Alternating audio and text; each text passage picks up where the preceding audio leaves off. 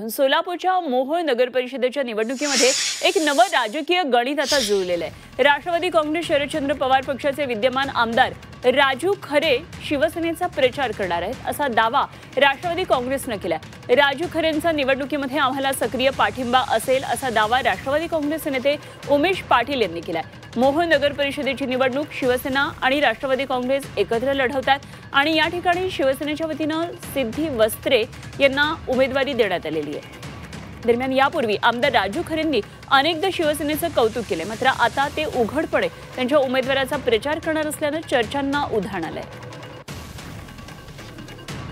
आमदार राजू खरे हे आमच्या सोबतच राहणार, त्यांचा पूर्ण सक्रिय पाठिंबा सक्रिय सहभाग हा त्या ठिकाणी आमच्या सोबतच असणार।